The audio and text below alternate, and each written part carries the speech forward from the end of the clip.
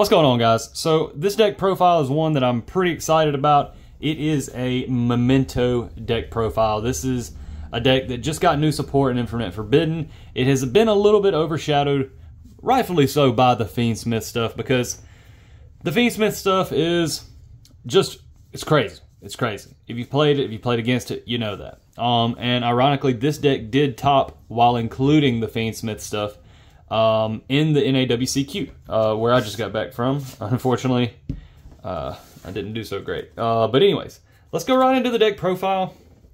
I think you'll enjoy this deck. I feel like this is like the perfect example of a balanced deck. So one of the boss monster, the Titula, I don't even know his name. Yeah, 5,000 type point beater, and he's critical to your combos, which is the way a deck should be, really, in my opinion.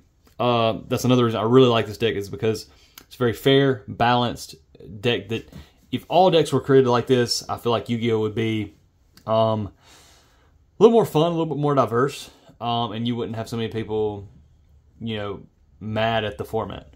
So we got 3 of the Witch, 3 of Dark Blade. These are your 2 best starters. This is your number 1 extender, the Horse, Tatsuno Shigo.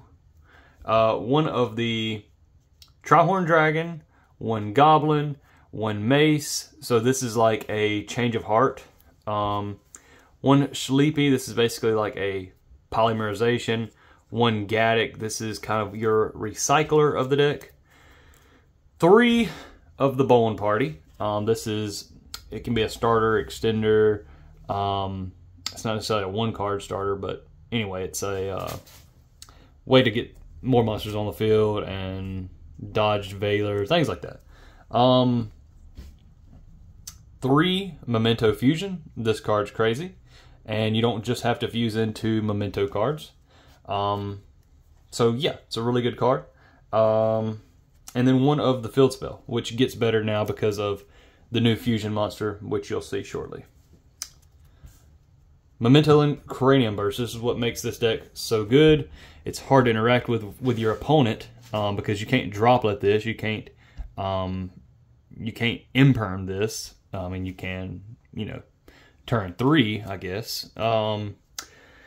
Basically, it pairs with this and gives you a 5-negate, technically a 5-negate Appaloosa, basically.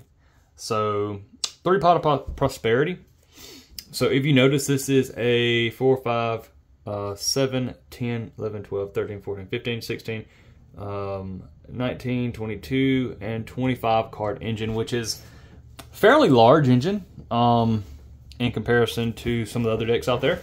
But that's fine. You still have enough room for some non-engine. So let's get into the non-engine, and I will show you kind of my thought process into that. But yeah, I mean, the deck's fun. I mean, look at all the different artworks and retrains. I mean, it's one of the coolest archetypes that have came out in quite a while, actually. All the Vassum, or Valiant Smashers, archetypes were pretty good, in my opinion. 3 Ash, because Ash is just, there's times where you just have to have it. 3 Droll. Droll is really good this format. It covers a lot of the rogue. It covers Snake Eyes, but we play it also for a cross-out target. Infinite Impermanence, because it's probably the worst card against this deck, or it's like the best card against this deck. And then we play 3 Impermanent, 1 Veiler, 1 Nib. Then we play the cross-out package. Call By's a little stronger than cross-out, but you could also just play 3 cross-out. And you could bump the card up to the deck up to 41 cards and add that. But again, this isn't something you want to draw multiples of.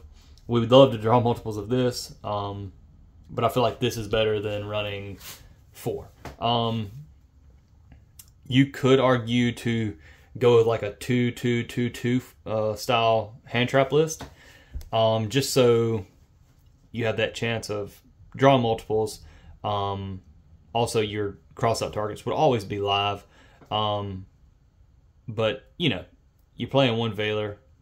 It's not a bad draw, even if you can't cross it out. It's not the end of the world. Like I said, this deck's really good about extending. Then the 1 Nib. Nibiru is, of course, it's a pretty good card against any deck, but it's just good to have it as a cross-out target for those plays where you need it.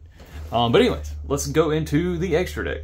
All right, now for the extra deck. So we will start off with 2 of the new Titulika, or Tikutulika. I don't even know how to pronounce these. These are like some of the craziest names I've ever heard.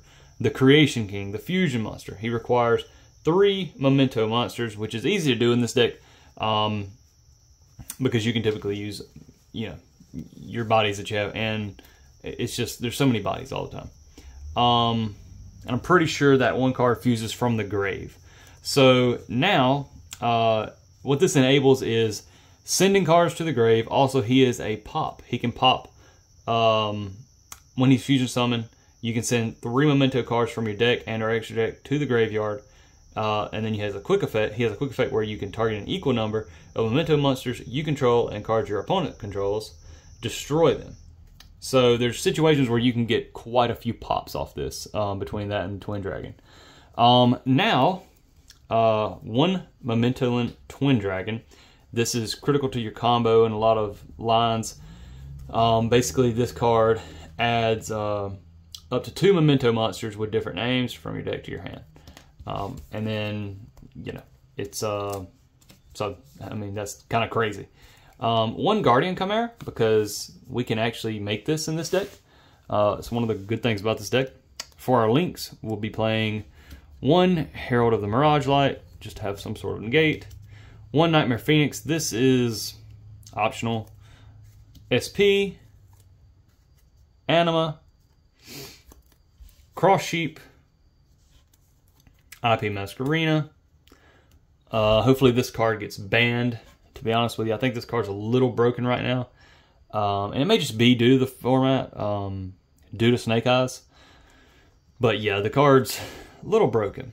Access Code Talker, Appaloosa, another card that you could see get banned soon. The way Konami's headed, it seems like they are trying to get rid of generic negates. But, you know, that's up in the air. I'm okay with Appaloosa. It's just in certain strategies that they can spam it out. It's kind of bad. 1 Selene, 1 Dehark, or Dark, the Dark Charmer, Gloomy, and then 1 Underworld Goddess. So this is very flexible. You could cut Selene, Dark, Access Code, and this, and play Super Poly if you wanted to play Super Poly in this deck. And as Yubel gets, if we see a ban list hit to Snake Eyes, Yubel automatically becomes the best deck, in my opinion, Fiendsmith Yubel. So it might be beneficial to start playing Super Poly again if you're going to be grinding a lot of those matches. And this deck will also become even better with a good ban list. This deck actually topped the NAWCQ with the Fiendsmith package, which I haven't really tested yet, but there is room in the extra deck, and it's only like a, what, 6-card engine, so, you know, you might as well.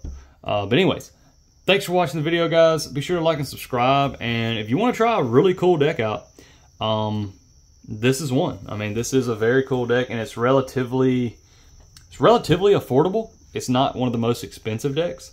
There's a few cards in it that are they're kind of high, but you know, if you open a good bit of Legacy of Destruction, Maze of Millennia, Valiant Smashers, I think Valiant. Am I mixing this up?